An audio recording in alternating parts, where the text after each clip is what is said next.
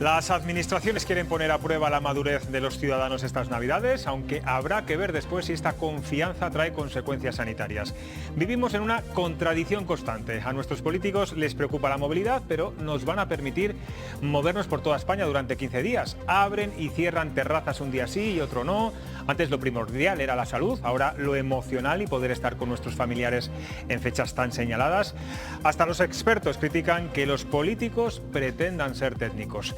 Aquí arranca Cuestión de Prioridades.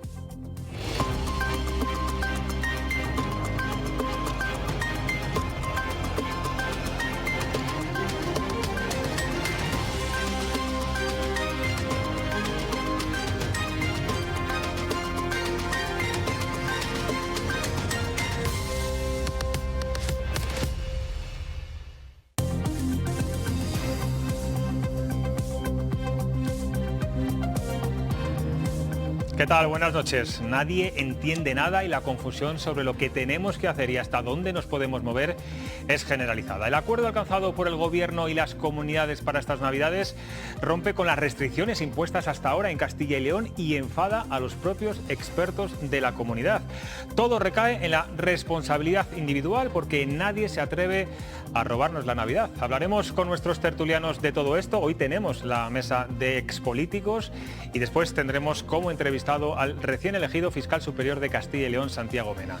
Ahora vamos a intentar ser lo más didácticos posibles para explicarles la maraña de situaciones diferentes que a partir de mañana tendrán las provincias de Castilla y León y para ello, pues como siempre, en la pantalla está dispuesta a aclararnos todos los datos Ruth García Ribote. Buenas noches. Buenas noches, José Luis. Bueno, Castilla y León va a estar, digamos, a 4 velocidades. Sí, digamos que hay 4 situaciones diferentes. Vamos a empezar con el optimismo, con la provincia que a día de hoy mejor está. Segovia baja un nivel de alerta, está en el nivel 3. Eso significa que las restricciones son menores. Un ejemplo, el aforo de la hostelería, del cine o del teatro, por ejemplo, será del 50%. De los eventos deportivos en pabellones, el 33%. Esta provincia está confinada perimetralmente. Siguiente situación, las provincias que a partir de mañana pueden abrir la hostelería, los gimnasios y los centros comerciales. Nos referimos a Salamanca, a León y a Ávila. Pero ojo, que estas 3 provincias están en el nivel 4 de alerta y confinadas también perimetralmente. ¿Y qué pasa con el resto? Pues hay 2 variantes, por decirlo de alguna forma. A partir de mañana, el resto de provincias podrán abrir las terrazas, solo el exterior de bares y restaurantes, con una excepción: Burgos capital, que continuará con las persianas de la hostelería bajadas. Hay que hacerse un esquema para saber en qué situación está cada provincia. Tras el acuerdo del Consejo Interterritorial de ayer, hoy el vicepresidente de la Junta depositaba toda la responsabilidad en los ciudadanos, algo que no han estado haciendo durante todo este tiempo. No van a endurecer las medidas acordadas a pesar de que otras comunidades ya se plantean hacerlo, como Galicia y País Vasco. Esto es un llamamiento a la responsabilidad. Yo creo que, y me lo han oído decir muchas veces, que igual va siendo hora de tratar a los españoles también como mayores de edad. Los españoles saben perfectamente en qué situación estamos, saben perfectamente cómo se contagia esta enfermedad, saben perfectamente lo que suponen las decisiones que toman. Y nosotros hacemos un llamamiento a la responsabilidad. Bueno, Ruth, ahora nos tratan como adultos, pero a los expertos, a los que tanto recurre, en este caso la Junta de Castilla y León, no les ha gustado nada este plan de Navidades. ¿Qué dicen? Sí, están preocupados e indignados. No entienden el cambio de criterio, no comprenden que el día 23 las reuniones sean como máximo de 6 personas y al día siguiente de 10. Y no dan crédito a que no se vigile la movilidad entre comunidades. No incidir en el cumplimiento y en la posibilidad de vigilancia, pues que dé la impresión de que sea una norma que mucha gente entienda que no es una norma a cumplir. Compitiendo a ver quién pone más luces y más árboles iluminados, eso, y luego dar el mensaje de responsabilidad y de no salir, son mensajes contradictorios. El virus no entiende de que sea el día de Nochebuena o que sea el día de Nochevieja. Y nos abocan seguramente a una tercera ola. Y sobre esta cuestión hemos preguntado a nuestros seguidores de Twitter: ¿Cree que las medidas aprobadas para estas Navidades nos llevarán a una tercera ola? Parece que los ciudadanos lo tienen claro y esto es la crónica de una muerte anunciada. El 77% opina que el coronavirus golpeará con fuerza en el mes de enero. Muchas gracias, Ruth. Vamos ahora a presentar a nuestros tertulianos. Les voy a trasladar también esta pregunta que hacíamos a los lectores, a nuestros seguidores de Twitter. Hoy es la mesa de expolíticos, ya saben, políticos que ya no tienen cargo, expolíticos, que está haciendo así señas Antonio Herreros. Antonio Herreros, bueno, muchas gracias por estar aquí. Muy buenas, pero yo no soy expolítico, ¿eh? Bueno, yo sigo siendo político. Hablo de cargo, con cargo. No, con cargo Por supuesto público. que los tres sois políticos, pero no tenéis cargo orgánico ni ningún alto cargo. Sin cargas. Sin cargas, eso es, sin cargas. Bueno, Antonio Herreros, tengo que decirle que es un placer que esté aquí en Cuestión de Prioridades, porque además mis primeras crónicas parlamentarias estaba ahí usted en las Cortes de Fuensaldaña y puedo decir, además puedo poner voz a muchos periodistas de aquella época, que usted fue un referente y un ejemplo del buen hacer, del buen hacer de un procurador. Así que le agradezco enormemente que esté aquí en Cuestión de Prioridades. Gracias. Javier de la Riva, bueno, ellos son dos habituales, exalcaldes de Valladolid, ¿qué tal? Buenas noches, bien, bien. Y encantado de que esté Antonio porque coincidí con él También en en Cortes Fuensaldaña. y ratifico lo dicho, ¿eh? Estábamos en bancadas distintas, pero nunca tuvimos problemas serios. Y Natalia del Barrio, que también fue dirigente de Podemos, bienvenida. Muchas gracias. Bueno, dado esa cuestión que trasladamos a nuestros seguidores de Twitter, ¿esas medidas nos acercan a una tercera ola, como decía también el virólogo? ¿Qué pensáis? Bueno, yo estoy con el 77% de la encuesta, creo que sí. El otro día el señor Igea se quejaba de que no le gusta que el gobierno se reservaba las malas noticias y ahora parece que él solo quiere dar buenas noticias. No es que nos trate como adultos, ese discurso que ha hecho es que nos trata como si fuéramos niños y niñas, y creo que los niños y niñas tienen más cabeza que lo que acaba de hacer la Junta de Castilla y León. Como ha explicado Ruth, es un poco caos todo. Y bueno, y yo creo que la gente será más responsable de lo que ha sido y va a ser el gobierno de Castilla y León. De todas cosas, porque ya tenemos un precedente. He estado mirando, el Día de Acción de Gracias en Estados Unidos ha hecho aumentar en 100.000 en 24 horas los casos por coronavirus. Así que ejemplos ya tenemos y nada más. Yo creo que sí que va a aumentar. Javier. Bueno, la tercera ola, yo es que creo que no se ha ido ni la primera ni la segunda, que es un continuo, con una pequeña bajada en el verano, pero lo preocupante son los fríos que llegan ya, que han llegado ya. Y la tercera ola, es que antes de que se vaya la segunda, va a entrar ahí. Hay que recordar que la gripe, que dicen ahora que ha habido muy poca y que efectivamente, desde el punto de vista epidemiológico y de transmisión, las mascarillas han prevenido también la incidencia de la gripe, pero la gripe siempre viene más diciembre, enero, viene con el frío, y con el frío va a venir también eso. Yo creo... ¿Pero creéis que quizá las comunidades autónomas, un poco lo que decía antes Natalia, se han cansado de ser el poli malo de esta película y no quieren dar ya más malas noticias, más restricciones del marco general que siempre marca el gobierno? Antonio. Hombre, yo creo que hay una cosa muy interesante y es precisamente eso que llaman la cogobernanza. Se ha llegado a pensar que lo de las comunidades autónomas o el estado de las autonomías, pues que no era serio. Y de hecho la mayor parte de los gobiernos autónomos e incluso los parlamentarios autónomos, bueno, pues como que pasábamos un poco de toda esa historia. Pero yo creo que la realidad es que en estos momentos, cuando se entra en la cogobernanza, estamos a las puertas del Estado federal, es decir, habrá cuestiones que sean decisión central de la administración, pero habrá cuestiones que sean de los gobiernos autónomos y han de responsabilizarse. Lo que yo no entiendo muy bien, coincido con esa 70% de mayoría de ciudadanos que temen que la tercera ola está ahí, un poco lo que decía Javier, por una razón obvia. Cuando entra la doctora Casado a ser consejera de Sanidad, yo confieso que se me abrió un atisbo de esperanza, digo, por lo menos una profesional, que además tenía un currículum extraordinario, pero a la vista de las decisiones que ha ido tomando una vez y otra, y al final con el decretazo, pues a mí se me ha caído absolutamente, con lo cual no entiendo que alguien dude de que vamos a ir a la tercera ola. porque estamos constantemente yendo, viniendo. Claro, hoy ha sorprendido también un poco el hecho de que la consejera de Sanidad pusiera casi al mismo nivel los consejos que le dan los expertos sanitarios, que les dicen que no haya ningún tipo, que no haya celebraciones de Navidad, que no haya Navidades, con los expertos sociólogos que le dicen que cuidado con el daño emocional, ¿no? Eso es algo que hasta ahora en Castilla y León, que ha sido la comunidad más estricta, la que más medidas estrictas ha tomado, ha sorprendido un poco que, bueno, pues que ni siquiera como otras comunidades, como Galicia o País Vasco, que sí que van a restringir aún más este marco general, Castilla y León no lo haya hecho. La consejera dijo que habían unido política y ciencia, y de ahí los expertos, que yo quiero saber ahora qué va a hacer ese comité de expertos.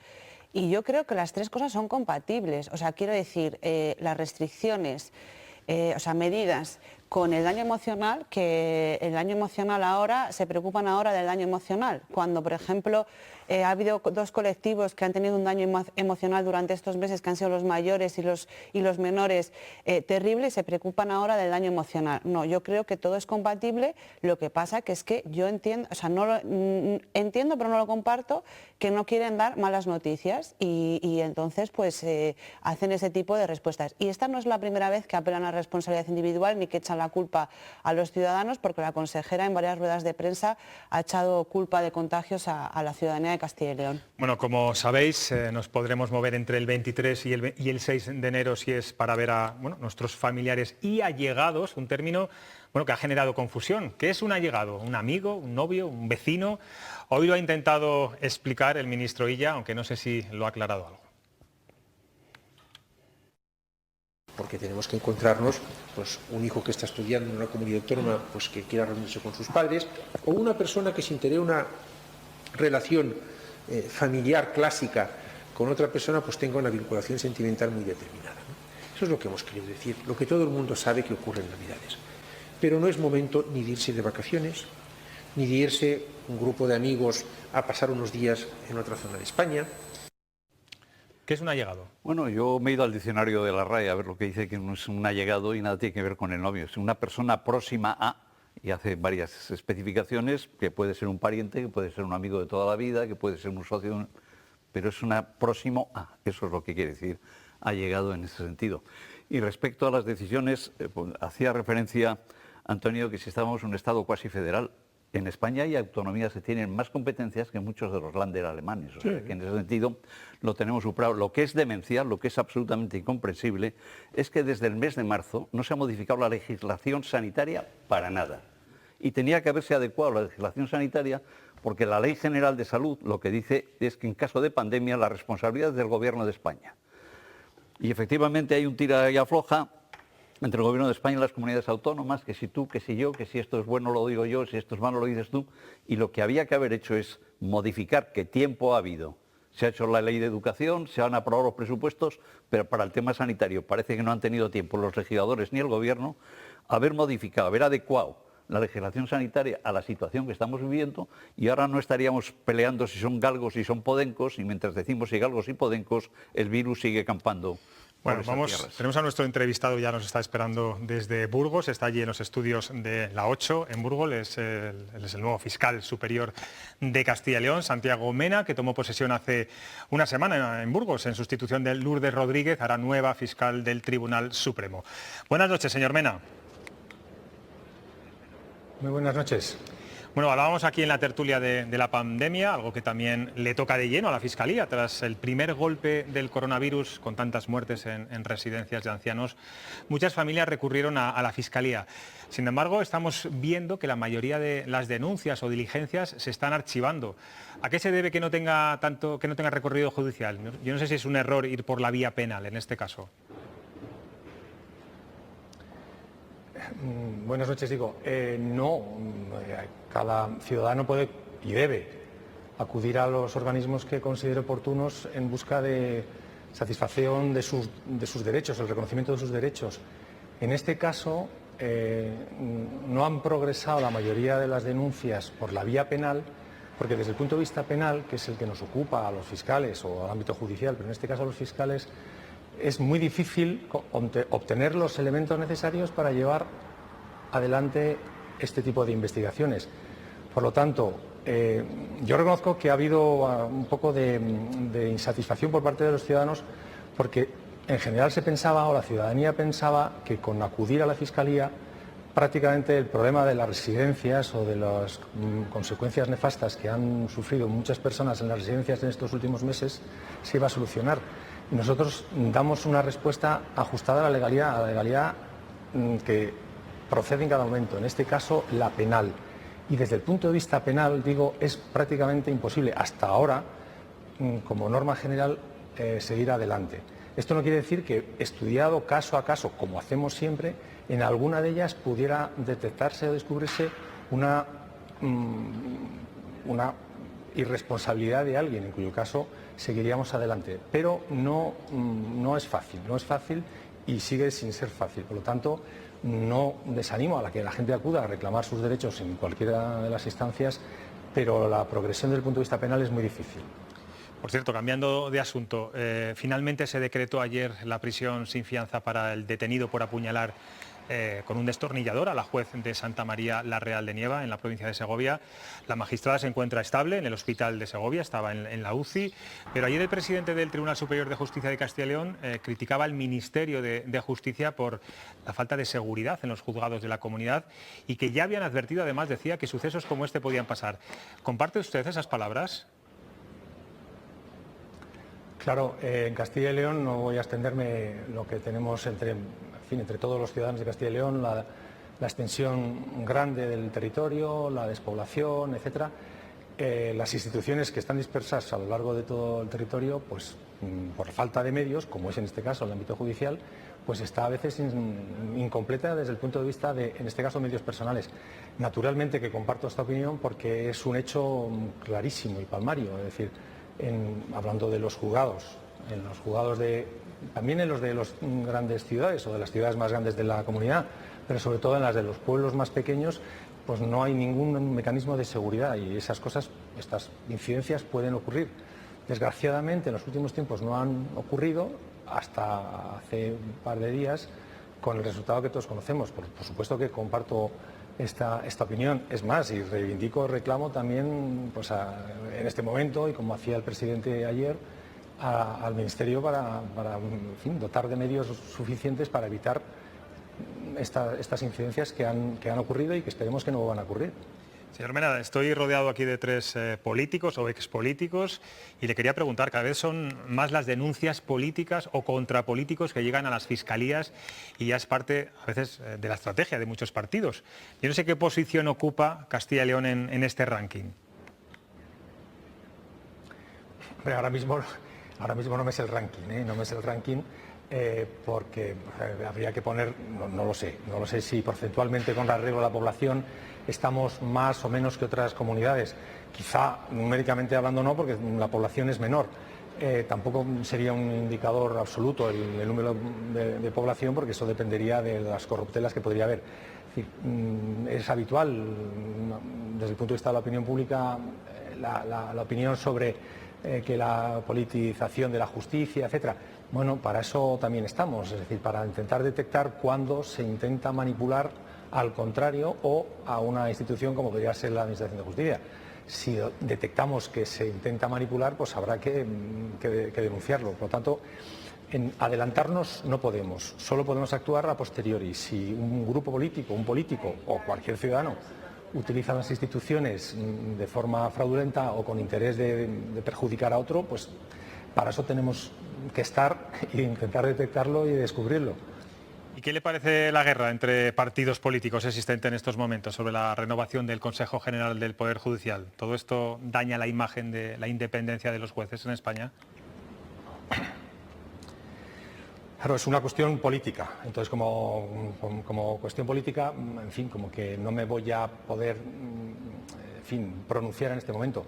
Yo asumo y acepto y me someto al principio de legalidad. Por lo tanto, a partir de ahí, todas las diatribas políticas y las negociaciones políticas dentro del marco de los que, en fin, se le reconoce en la Constitución, pues me parece que es lógico. Otra cosa es que la forma o el mecanismo de diálogo entre las tendencias políticas no sea el ajustado para el resultado que se pretende, pero sobre eso no voy a poder opinar. Es decir, a mí me gustaría que se solucionaran las cosas pues adecuadamente, mediante lo que se pretende en cada caso cuando se reúnen varias personas, en este caso varias instituciones políticas, es decir, llegar a un consenso, no tengo ninguna otra duda. Es decir, mientras que eso no ocurre, existen los problemas sin resolver, quedan los problemas sin resolver. Por tanto, yo insto a todas las instituciones, en este caso a los políticos que tienen que ponerse de acuerdo para esta cuestión que me acaba de plantear, a que lo hagan lo más rápidamente posible.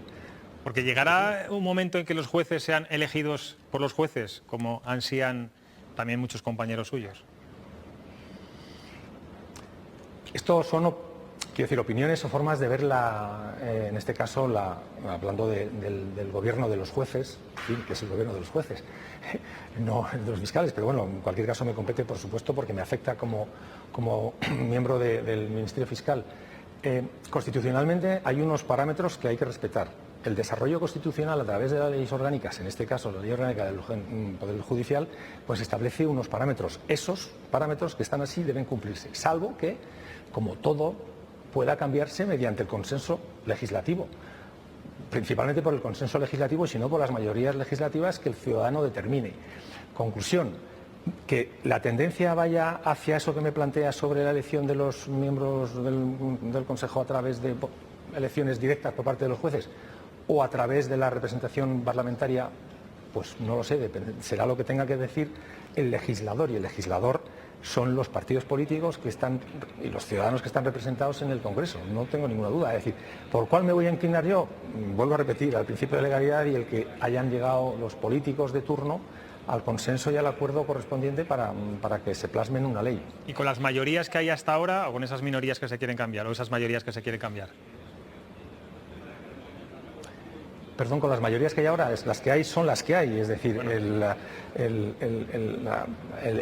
legislativo actual es el que ha salido de las últimas elecciones, la ley viene de mucho más atrás y si se cambia, se tendrá que cambiar con arreglo a los parámetros que se planteen en el Congreso y en cada caso determinar las mayorías necesarias para aprobar la ley de que se trate. Es decir, pues si es una ley orgánica, si es una ley ordinaria en su caso, pero en este caso una ley orgánica, pues será estableciendo los parámetros que se exige constitucionalmente para ello, con las mayorías que hay en cada momento, por supuesto que sí, no podemos ni ir hacia atrás ni esperar hacia el futuro, porque lo que hay que resolverlo es con lo que tenemos ahora. No creo que eso sea de mucha discusión. En su toma de posesión, usted dijo que quiere cambiar esa imagen que todos tenemos del fiscal como acusador para que los ciudadanos les llegue más el papel de defensor de los vulnerables. ¿Eso cómo lo va a conseguir? Prácticamente es una cosa, una cosa lleva a la otra, es decir, cuando el concepto de ministerio fiscal que viene en España es muy habitual que se tenga el concepto del fiscal americano, que es el que vemos en las películas, que se dedica solamente a acusar y con intención o interés de condenar a las personas para que vayan a la cárcel. Bueno, eso es una misión que tenemos, no meter a la cárcel a la gente, sino el principio acusatorio, la acusación pública en España la ejerce el Ministerio Fiscal, sometida, como siempre, como decía al principio de legalidad. Es decir, cuando se acusa a alguien, estamos ya implícitamente defendiendo a otras muchas personas, que es al resto de la sociedad, porque vigilamos y respetamos el principio de la legalidad. Si alguien es susceptible de ser condenado es porque ha hecho algo que el Código Penal castiga como delito. Y en consecuencia estamos protegiendo a la víctima directa del delito y a la sociedad en general. Eso desde el punto de vista de la acusación, ¿no? Desde el punto de vista penal, por decirlo así. Pero además, cuando yo decía que no quiero que se quite esa imagen, que no quiero, por otra parte, que se quite esa imagen, porque es una función fundamental del Ministerio Fiscal, pero sí que además la ciudadanía sea consciente de que el Ministerio Fiscal en España hace y se dedica a muchas otras cosas, como son pues, la protección de las víctimas en general. Por cierto, constitucionalmente es el único órgano institucional que tiene encomendada la misión de protección de las víctimas, ya desde la Constitución y de nuestro estatuto.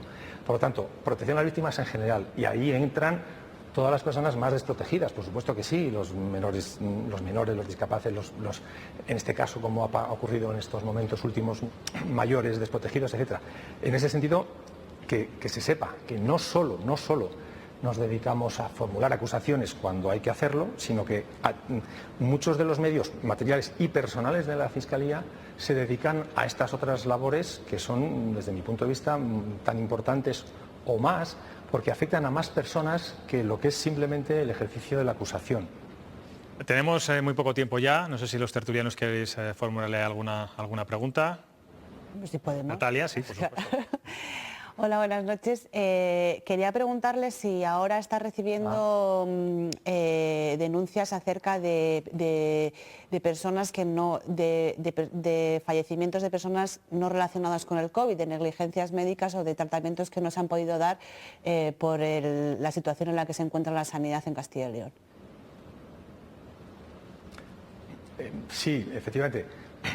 Van relacionadas con las primeras de las que hablábamos antes, pero que puntualmente se dirigen o se denuncian acontecimientos que quizá no tengan que ver con la pandemia directamente, sino como consecuencia de el retardo o la falta eventualmente de atención por cualquier otro tipo de eventualidades o de enfermedades. Y efectivamente están llegando, pues yo diría que bastantes, no sé el número, pero pues es un goteo permanente.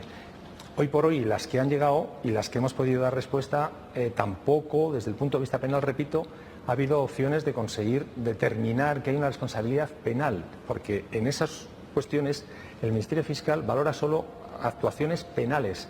No valoramos o criticamos la actuación política, social, etcétera, de las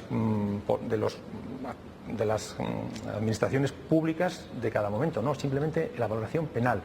Y la valoración penal, vuelvo a repetir, como decía al principio con el tema de las residencias, es muy difícil, por lo menos hasta el momento actual, no hemos conseguido detectar que haya una responsabilidad penal de alguien en concreto, porque de eso se trata en el ámbito penal, determinar un hecho y una persona responsable que sea susceptible de ser eventualmente acusado y condenado en un futuro. Por lo tanto, desde el punto de vista penal, todavía no hemos conseguido que progrese ninguna de las que hemos tenido.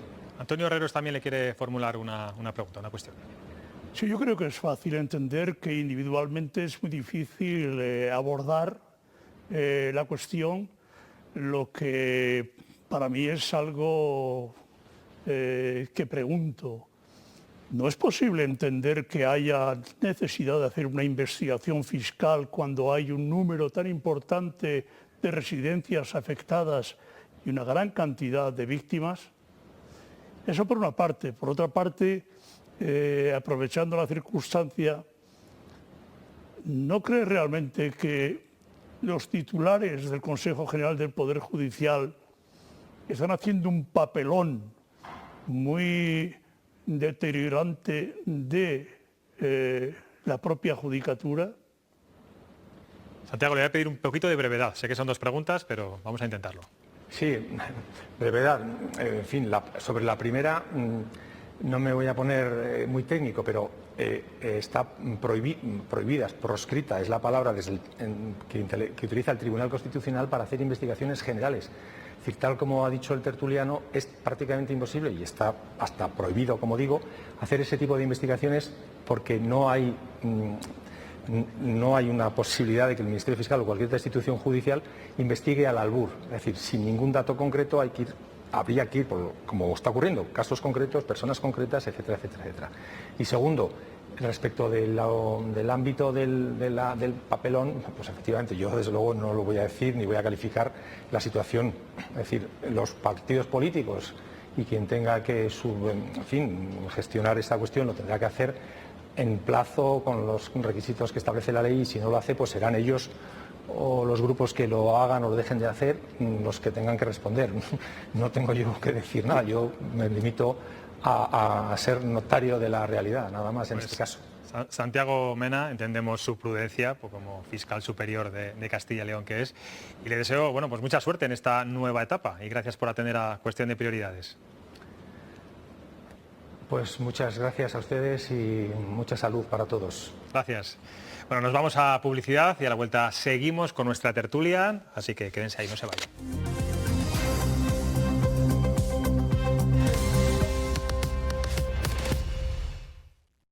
Es la imagen política del día. El Congreso aprueba los presupuestos generales del Estado con una amplia mayoría y ahí ven como la ministra de Hacienda y portavoz del Gobierno se acerca al presidente Sánchez para celebrarlo. Unas cuentas que tienen el apoyo prioritario de Bildu, Esquerra Republicana y el Partido Nacionalista Vasco. Estas cuentas consolidan un bloque político que tiene visos de futuro, al menos para terminar la legislatura de forma tranquila. La ministra Montero agradecía hoy a los independentistas y a abertzales vascos su apoyo.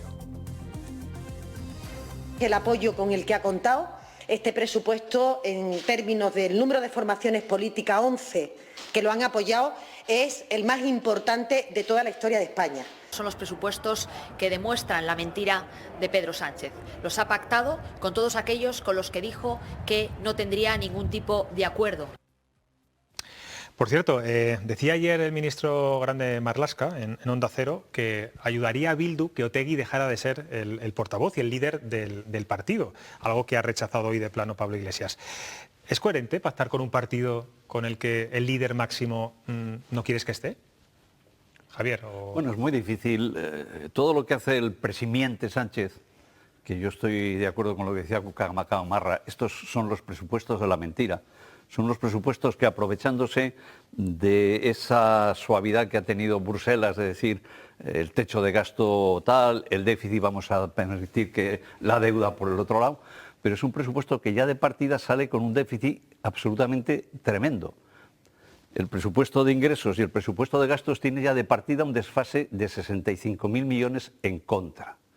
En todos los presupuestos de las naciones de la Unión Europea están recomendando recortar gastos. Aquí hacemos justamente lo contrario. Mentira. El presupuesto de este año que se va a cerrar con un déficit de 160.000 millones. O sea, el del año que viene va a ser el caos. Tenemos una deuda de 114% sobre el PIB. Entonces, no es que vayan a comprometer el futuro, el presente, el futuro de nuestros hijos, sino también el de nuestros nietos. Vamos a ver quién paga todo eso y de dónde sale el dinero. Natalia. Seguimos aumentando el número de asesores, el número de sueldos, el número de enchufados y no recortamos por ningún sitio. Natalia, por lo bajo, está diciendo mentira. No, es que está diciendo que la Unión Europea está recomendando, y eso es, no está recomendando para nada eso. De hecho, el Fondo Monetario Internacional ha dicho que es necesario hacer gasto social, lo ha dicho la Unión Europea, lo ha dicho la OCDE, que no son sospechosos de ser ningún contubernio social comunista, precisamente el Fondo Monetario Internacional, y es lo que está diciendo. Habrá que ver la ejecución, porque los gastos, o sea, tanto el del gobierno como el de la Junta, como cualquier presupuesto, son muy bonitos en papel, pero luego hay que ver la ejecución. ¿Que son mejores y más expansivos que los que había de Montoro? Por supuesto. Para mi gusto personal, creo que se tenían que haber hecho muchas más inversiones sociales y tenía que haber sido más social todavía de lo que es. Pero ¿que es más social? Por supuesto. ¿Que estamos en un momento en el que necesita ser expansivo? También. ¿Que han aumentado partidas absolutamente necesarias? También. ¿Que si queremos pagar ERTEs, que si queremos rescatar a la hostelería, que si queremos pedir ayudas, necesitamos que sea expansivo? Porque si no, ¿de dónde vamos a sacar? Y ya lo último, y no me enrollo más, perdóname. Ha dicho al principio que es el presupuesto de la mentira. Creo que cuando se le está exigiendo a los políticos diálogo, que sea capaz de negociar con 11 formaciones políticas, me parece de mucho mérito. No me voy a reír, que luego me dicen que soy muy malo y me río de cosas que se dicen. Usted se ría de lo que quiera. Sí. Antonio, decía esta mañana Adriana Lastra y Echenique que este acuerdo entre el Gobierno y sus nuevos aliados se prolongará durante muchos años. Esto es más que un acuerdo de presupuestos, está claro. Hombre, depende si Marlaska sigue siendo ministro de Justicia, porque a mí tampoco me gusta. A lo mejor lo que tenían que hacer era que Marlaska, o de Interior, se diese un paseo por ahí, porque eso de ir apuntando tú sí, tú no, pero ¿quién es ese señor? Punto primero. Punto segundo, ¿por qué molestáis? Si son unos presupuestos maravillosos, después de los del 2018, que de repente suban 14% y, lógicamente, que se rescate todo lo que se va a rescatar de la Unión Europea. ¿Lo vamos a pagar? Claro, pero lo mismo que se pagó anteriormente. ¿O qué? ¿No hubo pactos del Majestic? ¿O qué? ¿Las recomendaciones de la Unión Europea son tan maravillosas como la que hicieron con Grecia? y después se arrepintieron y dijeron qué mal nos hemos portado con Grecia. No, eso hay que hacerlo cuando se está en el asunto. ¿Y se va a pagar algún precio el hecho de pactar con independentistas, con nacionalistas, comunidades como la nuestra, que no lo es? El mismo precio que se ha pagado toda la vida, porque no olvide nadie, PNV y Convergencia y Unión han estado pactando constantemente con el PSOE y con el PP. Siempre. Eso es indiscutible, ¿Qué Antonio? precio? Pero, es el precio que haya que pagar. Precio el artículo dinero, 41 de la Constitución. No en concesiones políticas. Perdón, no en decir que Navarra se incorpora al País Vasco. Javier, dime. El artículo 41 de la Constitución no da opción a otra cosa. ¿Cómo a otra cosa? Pues claro, el problema es, van los hosteleros, van los gimnastas, van los no sé cuántos, y es verdad. Y el gobierno sigue aumentando los asesores, en lugar de los hosteleros. Tiene pues que cubrir todo eso y aumentando lo que sea necesario para sacar esto adelante, porque mira, solo pensar que en enero todavía se va a cumplir un año de gobierno y que cuando se las prometían, bueno, pues gobierno con las dificultades de que Pedro Sánchez no podía dormir, el otro tenía unos problemas de no sé cuántos, y de pronto dicen 1 mes, 2 meses, 3 meses, con un problema inesperado como era la pandemia. Y se va a resolver la pandemia, y se van a resolver los presupuestos, y va a ser un coste importante, pero es necesario que el artículo 41 de la Constitución, que dice hay que dar cobertura absoluta a todas esas necesidades cuando es necesario. ¿De dónde se saca? De debajo de las piedras. Porque si empezásemos a intentar ver de dónde se saca el dinero, no voy a hablar de los Borbones y de toda la gente que ha depositado en los paraísos fiscales la mayor parte. Señores, en la crisis del 2008 se dijo, sálvese quien pueda, y se produjeron un incremento impresionante de los ricos de este país en detrimento del resto de la gente. ¿Qué pasó? Una desigualdad brutal. Y ahora han dicho, de eso nada, ¿eh? De eso nada. Y hay cosas que puedan estar haciendo mal, pero esto... Bueno, vamos a dejar la política nacional, los presupuestos, vamos a la autonómica o a la local en este caso, la polémica que persigue al alcalde de Valladolid, Óscar Puente, por la adjudicación de un contrato a un amigo que presuntamente le invitó meses después unos días de vacaciones en su yate, según ha publicado estos días OK Diario. Bueno, pues hoy tiene un nuevo ingrediente. Recordarán que el portavoz de Ciudadanos, Martín Fernández Antolín, envió ayer un comunicado en el que aclaraba que Puente dijo a los grupos que esa persona era de su entorno cercano, algo que el PP viene negando. Pues bien, hoy el Grupo Municipal de Ciudadanos se desmarca de su portavoz y pide al alcalde que arroje luz sobre esta adjudicación, dejando así a Martín Fernández, bueno, pues a los pies de los caballos. ¿Creéis que el portavoz de Ciudadanos ha sido honesto consigo mismo, pese a beneficiar a Óscar Puente, que es la oposición, y eso en política no se consiente? Javier.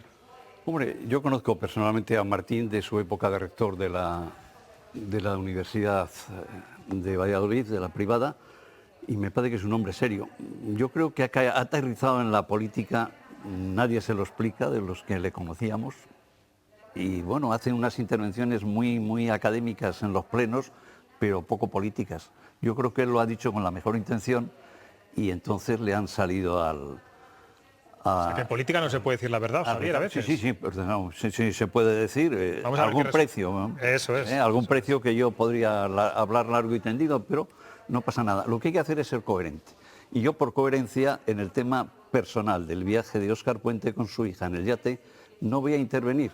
Yo sí he dicho siempre que la familia de los políticos había que dejarla aparte. Y como yo he sufrido en mis carnes y en mi familia la persecución que hicieron a un hijo mío porque había optado a un piso de protección oficial, teniendo todos los derechos, en el que, por cierto, a día de hoy sigue viviendo, cuando la mayoría de los que optaron han desaparecido, a mí me dolió que me montara Óscar Puente una rueda de prensa en el portal de la casa de mi hijo, con 200 o 300 vecinos allí, para contar todo aquel cirio. No voy a incurrir en lo mismo. Yo no voy a ir a hablar de los viajes de la familia de Óscar Puente ni de los temas personales de Óscar Puente. Bueno, pues me imagino que Natalia del Barrio y Antonio Herrero sí tendrán algo que decir, sobre todo de esta cuestión. Decía, hoy el propio Óscar Puente señalaba que se le había acercado el concejal de Ciudadanos, dijo que le iban a zurrar, Y digo textualmente, le dijo, lo voy a hacer público porque no me importa, prefiero dormir tranquilo por las noches que las críticas. Yo no podía consentir esa jugarreta con lo que sé y con lo que sabemos todos, porque lo sabía la concejal de portavoz de Ciudadanos, el del PP, el de Vox, todos. En vuestros partidos, ¿sabéis cómo os movéis en política y cómo se mueven también los altos dirigentes? ¿Le puede traer consecuencias al señor Martín que se haya, bueno, de alguna forma descabalgado de la línea oficial? Hombre, más consecuencia de que el comunicado fuera de su grupo parlamentario, del grupo del ayuntamiento, del grupo municipal, esos le han aislado absolutamente. Yo creo que él sí que ha sido honesto él lo escuchó pues y lo ha dicho. No creo que tenga ninguna intención de mentir, porque es que ni siquiera es socio de gobierno de Óscar Puente. Y bueno, y por la parte que le toca a Óscar Puente, es cierto que es un poco feo, ¿no? Pero si él lo dijo, pues ¿por qué no le vamos a creer? Y también creo que pues, las cuestiones personales, cuanto es cierto y que si sirva de precedente, estoy de acuerdo con el señor de la Riva, esto es otro momento. Es el principio de una buena amistad. Bueno, pero creo que las cuestiones personales, es cierto que a lo mejor hay dudas sobre su viaje. Si dijera, no, miren, aquí están las facturas, yo lo he pagado o lo que sea y ya está, ¿sabes? Sin más. Fueron momentos muy complicados donde lo raro era encontrar mascarillas y bueno, pues no sé, yo creo que cuanto más explícito se sea y más sincero es muchísimo mejor, aunque por lo menos contigo, aunque luego te expulsen o te aíslen de tu propio partido. Aclarar que yo me inhibo porque está su hija por medio, ¿eh? Y yo tengo una buena relación con su mujer. No en balde, mira, yo la traje al mundo precisamente a la mujer de Óscar Puente, de esas circunstancias curiosas. Si hubiera ido solo diría otra cosa, pero estando la familia, yo doy paso a un lado y que el Grupo Municipal Popular, en su caso, se ocupe de ello, que parece que se está ocupando. Antonio, ¿qué opinas de este tema de Óscar Puente? ¿Te han convencido las explicaciones del alcalde? No me interesa. ¿No te interesa? En absoluto. Bueno, pues nada, no. Esas cuestiones de dimes, diretes, que no sé cuánto, no sé qué. Vale, yo creo que tenía que ser todo el mundo un poco más prudente porque todo el mundo tiene cuestiones personales. Y yo creo que lo mejor es elevar la política a los niveles que la ciudadanía necesita y que hay que tratarlo. Y no es, me dijiste, te dije, no sé. ¿Esas cosas no pasaban en su época? ¿Estas cosas no pasaban en tu época de procurador y de coordinador de Izquierda Unida? Empezaron a pasar, pero yo siempre decía precisamente, señores, vamos para arriba. Decía Javier al principio, hemos peleado mucho, pero... A otro nivel. Señor, pero con la serenidad que da, es decir, yo ya sé que este señor tiene una opinión y es de un buen republicano, a lo mejor de un personaje normal también, el respeto. ¿Por qué me voy a meter yo la camisa de 11 varas de este señor? Bueno, pues está claro que la política ha cambiado, las circunstancias han cambiado. Terminamos aquí la tertulia. Antonio, Javier, Natalia, bueno, pues sabéis que esta mesa de expolíticos políticos es muy interesante y volveré a contar con vosotros. Y ahora nos vamos a ir a ese hueco, a ese espacio, a ese rincón de nuestro viñetista Chema Nieto.